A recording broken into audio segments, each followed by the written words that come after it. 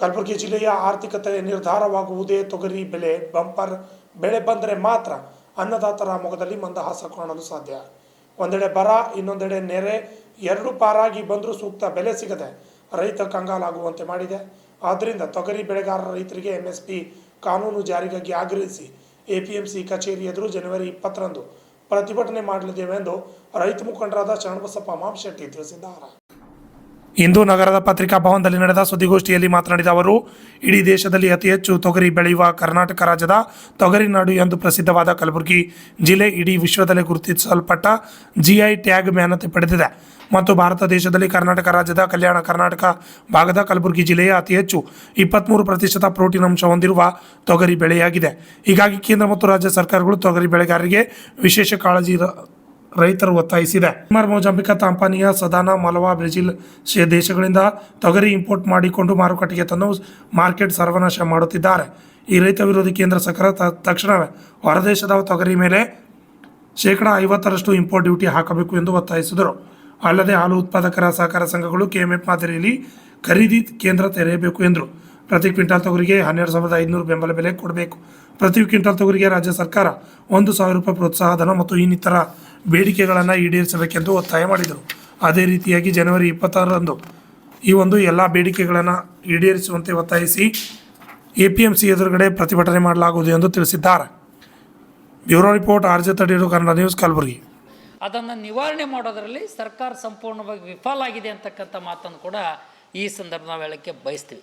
ಒಟ್ಟು ಸರ್ಕಾರ ಹೇಳ್ತಕ್ಕಂಥದ್ದು ಏನು ಅಂತ ಕೇಳಿದರೆ, ಒಟ್ಟಾರೆ ಅಂತ ಕೇಳಿದ್ರೆ ಕಲಬುರಗಿ ಜಿಲ್ಲೆಯಲ್ಲಿ ಒಟ್ಟಾರೆ ಅಂತಂದರೆ ಅವರು 498.87 ಕೋಟಿ ರೂಪಾಯಿನ ಬಿಡುಗಡೆ ಮಾಡೀವಿ ಅನ್ನುವಂಥ ಮಾತನ್ನು ಸರ್ಕಾರನ ಹೇಳ್ತಕ್ಕಂಥದ್ದು. ಒಟ್ಟು FID ಫೀಡ್ ಆಗಿರ್ತಕ್ಕಂಥದ್ದು 4,20,000 ಜನ ರೈತರು FIDಯನ್ನು ಫೀಡ್ ಮಾಡೀವಿ ಅಂತಕ್ಕಂಥ ಮಾತನ್ನು ಹೇಳ್ತಾ ಇದ್ದಾರೆ. ಅದರಲ್ಲಿ ಅವರು ಡಾಟಾದ ಪ್ರಕಾರ ಬಂದರೂ ಕೂಡ 3,26,000 ರೈತರಿಗೆ ಮಾತ್ರ ಇವತ್ತು ನೋಂದಣಿ ಮಾಡಿ ಫೈನಲ್ ಮಾಡಿ ಅದನ್ನು ಪರಿಹಾರನ ಕೊಡ್ತಕ್ಕಂಥ ರೀತಿಯಲ್ಲಿ ಹೆಜ್ಜೆ ಹಾಕಿದ್ದೀವಿ ಅನ್ನೋಂಥದ್ದನ್ನು.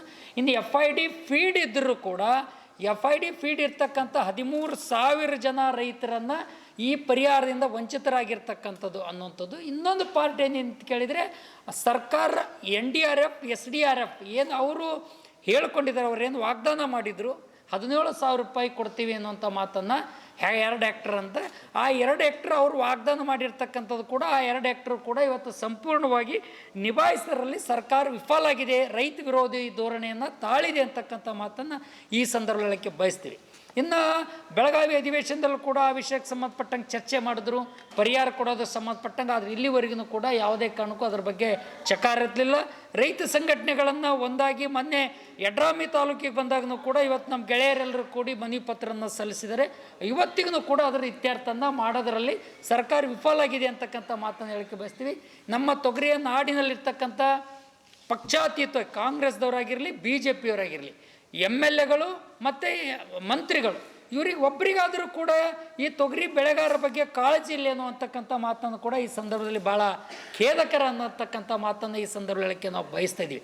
ಯಾಕೆ ಮಾತನ್ನು ಹೇಳ್ತಾ ಇದ್ದೀವಿ ಅಂತ ಕೇಳಿದ್ರೆ, ನಮಗನ್ನಿಸ್ತು ಅಡಿಕೆ ಬೆಳೆಗಾರರ ಸಮಸ್ಯೆ ಬಂದಾಗ ಭಾಳ ಗಂಭೀರವಾಗಿ ಅಸೆಂಬ್ಲಿಯಲ್ಲಿ ಧ್ವನಿ ಎತ್ತಕ್ಕಂಥದ್ದು, ಟೇಬಲ್ ಗುದ್ದಿ ಮಾತಾಡ್ತಕ್ಕಂಥ ಪರಿಸ್ಥಿತಿ, ಆ ಭಾಗದ ಅಡಿಕೆ ಬೆಳೆಗಾರರ ಬಗ್ಗೆ ಮಾತಾಡ್ತಕ್ಕಂಥದ್ದು, ಕೊಬ್ಬರಿ ಸಮಸ್ಯೆ ಬಂದಾಗ, ತೆಂಗು ಬೆಳೆಗಾರರ ಸಮಸ್ಯೆ ಬಂದಾಗ ಕೊಬ್ಬರಿ ಬೆಳೆಗಾರರ ಬಗ್ಗೆ ಅದನ್ನು ಅತಿ ಜೋರಾಗಿ ಮಾತಾಡ್ತಕ್ಕಂಥದ್ದು, ಅವರು ಭಾಳ ಕಾಳಜಿ ವಹಿಸಿ ಮಾತಾಡ್ತಕ್ಕಂಥದ್ದನ್ನು ನಾವು ಕಂಡಿದ್ದೀವಿ.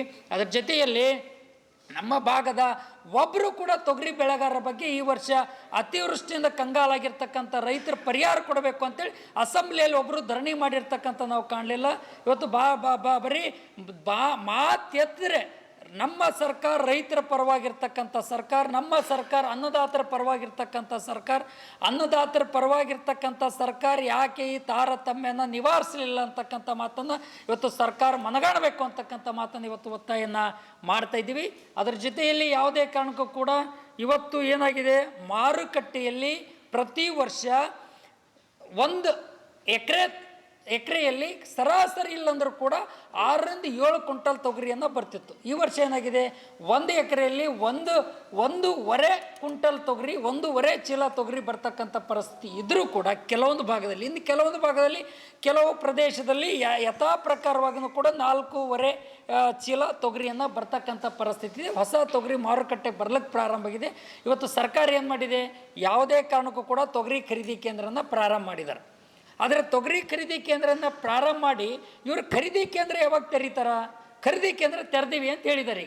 ಖರೀದಿ ಕೇಂದ್ರ ತೆರೆದಿವಿ ಅಂತ ಹೇಳಿದಾಗ ಅಲ್ಲಿ ಏನಾಗಿದೆ ಪರಿಸ್ಥಿತಿ, ನೋಂದಣಿನೇ ಇನ್ನೂ ತನಕ ತೊಗೊಂಡಿದ್ದಾರೆ. ಅಂದರೆ ಇನ್ನು ಡಿಸೆಂಬರ್ ಹೋಯಿತು, ಜನವರಿ ಬಂತು, ಜನವರಿ ಮುಗಿಯೋಕ್ಕೆ ಬಂತು, ಇನ್ನು ಹೋಯ್ತಪ್ಪ ಅಂದ್ರೆ ಇದ್ದಂಥ MSPನೂ ಕೂಡ 8,000 ರೂಪಾಯಿನೂ ಆ ರೇಟನ್ನು ಅವ್ರಿಗೆ ಸಿಗಲಾರ್ದಂಥ ಪರಿಸ್ಥಿತಿ ಇದೆ. ಹಾಗಾಗಿರೋದ್ರಿಂದ ಇವರು ತೆರೀತಾರೆ ಯಾವಾಗ ಅಂತ ಕೇಳಿದ್ರೆ ಮುಂದಿನ ಫೆಬ್ರವರಿ ಮಾರ್ಚ್ದಲ್ಲಿ ತೊಗರಿಯನ್ನು ಕಾಟ ಮಾಡ್ಕೊಳ್ಳೋಕೆ ಶುರು ಮಾಡ್ತಾರೆ. ಅವಾಗ ಯಾವ ರೈತರ ಹತ್ರನೂ ತೊಗರಿ ಇರೋದಿಲ್ಲ. ಹೀಗಾಗಿ ಈಗಾಗಲೇ ಮಾರುಕಟ್ಟೆಯಲ್ಲೂ ಕೂಡ ರೇಟ್ ಇಲ್ಲ. ಮಾರುಕಟ್ಟೆಯಲ್ಲೂ ರೇಟ್ ಇರಲಾರ್ದ್ರಿಂದ ರೈತರು ಕಂಗಾಲಾಗ್ತಕ್ಕಂಥ ಪರಿಸ್ಥಿತಿ ನಿರ್ಮಾಣ ಆಗಿದೆ. ಅದಕ್ಕೆ ನಾವು ಕೇಳೋಕ್ಕೆ ಬಯಸ್ತಾ ಇದ್ದೀವಿ, ತಕ್ಷಣವೇ ತೊಗರಿ ಖರೀದಿ ಕೇಂದ್ರನ ಪ್ರಾರಂಭ ಮಾಡಬೇಕಾಗಿತ್ತು ತೊಗೊಳಕ್ಕೆ. ಅವ್ರು ಬರೀ ನೋಂದಣಿ ಮಾಡ್ಕೊಳ್ಳೋಕೆ ಮಾತ್ರ ನಾವು ಪ್ರಾರಂಭ ಮಾಡಿದ್ದೀವಿ ಅನ್ನೋಂಥ ಮಾತನ್ನು ಹಿಂಗೆ ಹೇಳಿ ದಿನ ದಾಡಿಸಿ, ಇದನ್ನು ಸಣ್ಣ ಮತ್ತು ಅತಿ ಸಣ್ಣ ರೈತರಿಗೆ ಯಾವುದೇ ಕಾರಣಕ್ಕೂ ಈ ರೇಟನ್ನು ಸಿಗೋದಿಲ್ಲ.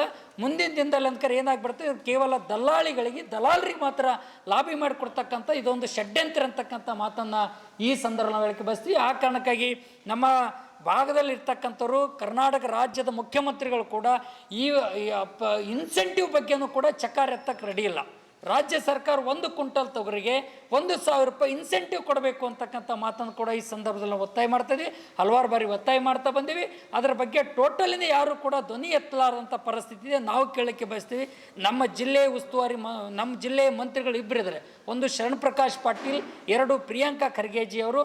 ನಾವು ಹೇಳೋಕ್ಕೆ ಬಯಸ್ತೀವಿ, ನಿಮಗೆ ತೊಗರಿ ಬೆಳೆಗಾರರ ಬಗ್ಗೆ ಏನಾದರೂ ಕಾಳಜಿ ಕಕ್ಕಲತ್ತಿ ಇತ್ತು ಅಂತಂದರೆ, ಈ ತೊಗರಿ ಬ್ಯಾಳಿ, ಕರಿಬೇಳಿ, ಉಳ್ಬೇಳಿ ನೀವು ಉಣ್ತಿದ್ರಿ ಅಂತಂದರೆ, ಈ ನಾಳೆ ಏನು ನೀವು ವಿಶೇಷ ಅಧಿವೇಶನ ಅಂತಕ್ಕಂಥ ಒಂದು ಪ್ರಾರಂಭನ ಮಾಡಿ ತೊಗೊಂಡಿದ್ರಿ. ಆ ವಿಶೇಷ ಅಧಿವೇಶನದಲ್ಲಿ ನಿಮಗೆ ಬೇಕಾಗಿರ್ತಕ್ಕಂಥದ್ದು ಅಷ್ಟೇ ಚರ್ಚೆಗೆ ತಗೊಂಡು ನಮ್ಮ ತೊಗರಿ ಬೆಳೆಗಾರರನ್ನು ಕಡೆಗಣಿಸ್ತಕ್ಕಂಥದ್ದು ಇದನ್ನು ನಾವು ಖಂಡಿತ ಖಂಡಿಸ್ತೀವಿ. ಈ ವಿಷಯನ ತಗೊಳ್ಬೇಕು ಅಂತಕ್ಕಂಥ ಮಾತನ್ನು ಒತ್ತಾಯವನ್ನು ಮಾಡ್ತಾ ಇದ್ದೀವಿ ಅನ್ನೋಂಥ ಮಾತನ್ನು ಈ ಸಂದರ್ಭದಲ್ಲಿ ಬಯಸ್ತಾ